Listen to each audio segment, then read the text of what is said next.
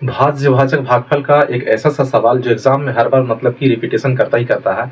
और सवाल जो है ऑब्जेक्टिव में पूछता है। मैं आपको इसे बेसिक तरीके से बताने की कोशिश कर रहा हूँ, ठीक है।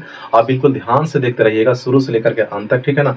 आपको मैं विश्वास दिलाता हूँ कि मैं जो बताऊंगा कहीं न कहीं जाकर के आपके दिमाग में जो है ना सेट हो सकता है। देखिए, सबसे पहले जो है हम क्या करेंगे, सवाल को एक बार मतलब कि पढ़ लेंगे, ठीक है। पढ़ने के बाद ही जो है ना कैलकुलेशन करने के बारे में हम सोचेंगे, ठीक है। सवाल कहता है ना मेरे भाई, ठीक है ना, कि यदि भाजक के भागफल तथा शेषफल, ठीक है, भाजक भागफल और शेषफल दिया हुआ है और हमसे भाज पूछ रहा है, ठीक है ना। तो जो सबसे पहले बात किया, भाजक का बात पहले किया है, तो पहले वाला जो अंक होगा भाजक होगा, तो भाजक हो गया 12। दूसरी में फिर भागफल है, तो भागफल हमारा 7 हो गया। तीसरा में फिर किसका बात कर रहा है, शेषफल का बात कर रहा है, तो शेषफल कितना हो जाएगा, 5 हो जाएगा। तो कहता है कि भाज क्या होगा, इसको ज्ञात करना है, ठीक है।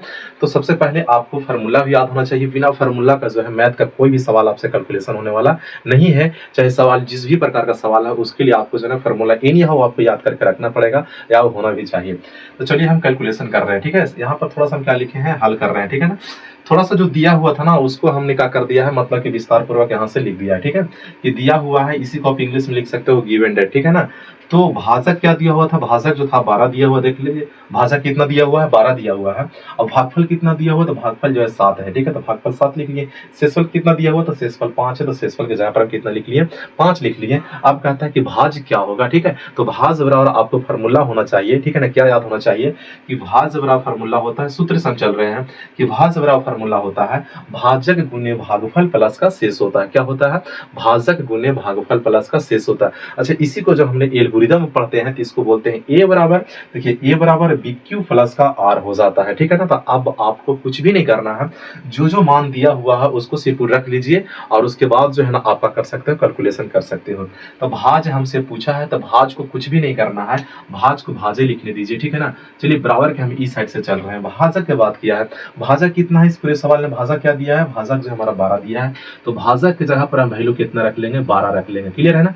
उसके बाद गुणा का साइन है तो गुणा का साइन दे दीजिए, ठीक है। उसके बाद कहता है कि भागफल, ठीक है, भागफल कितना है हमारा, तो आप कहिएगा कि भागफल हमारा 7 है, ठीक है। तो भागफल की जगह पर कितना रख लेंगे, 7 रख लेंगे। प्लस है तो हम प्लस का साइन दे देंगे।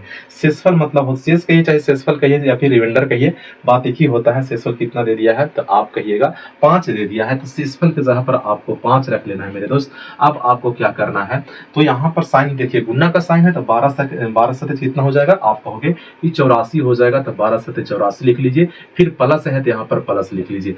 अब आपको क्या करना है, इन दोनों को ऐड करना है, क्योंकि बीच में प्लस का साइन है।